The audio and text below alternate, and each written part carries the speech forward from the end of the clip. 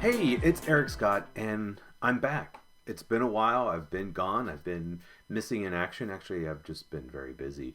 And I wanted to come back and I want to share some new ideas with you, some new things.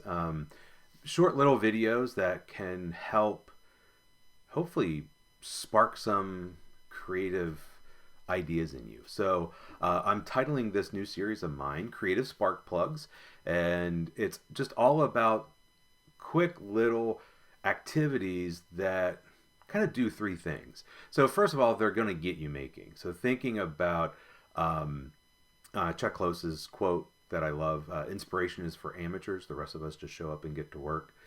Well, these activities, these exercises, are really designed to get you to work. So I use them all the time as a way just to keep my hand moving. And a lot of times, whenever I sit down in the studio and I'm thinking, like, what do I want to make? This is a great way just to kind of ease into it.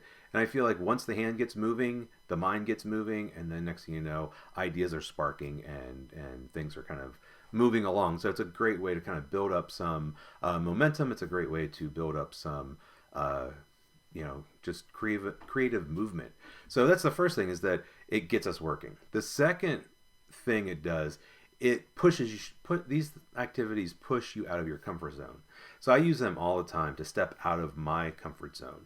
So I tend to work with certain materials, with certain imagery, with certain ideas, and I can get stuck. I can feel stagnant. So this is a great way to step outside of that comfort zone for me, and it really just allows me to loosen up. And I feel like whenever it's something that I'm not so used to, so a new material, a new imagery, a new way of working, that I give myself some permission to like explore, to experiment, to try things. And if it doesn't go as well as I'd hoped, I give myself permission to allow that to happen. I feel like sometimes whenever it's when we're working with all that stuff that we really love to work with, that sometimes we don't give ourselves that permission. We get really locked into a certain way of doing and a certain way of creating. And then finally, I feel like these activities will bring a different perspective. So since we are stepping out of our comfort zone, trying new things, new ways of working, new materials, that it just gives us new ideas. It gives us a new perspective that we can bring back, hopefully bring back into our artistic and creative practices. And yeah, it just opens up new ideas and new possibilities. So I've used these personally for years. A lot of these I developed just because I needed that. I needed these ideas.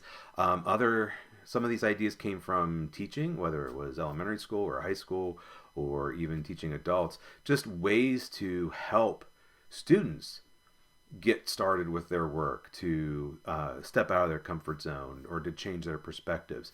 And so all these little activities, I have a ton of them, and I've actually been sharing them in a weekly newsletter. My the wonderful creative, no, sorry, the wonderful creative newsletter that I've been publishing every week. But I wanted to kind of do a hands-on video demonstration of some of those. So anyway, that's why I am here. That's why I'm doing this, is to bring you some creative spark plugs, creative sparks to get you going, to get you making, and I hope that you can join me.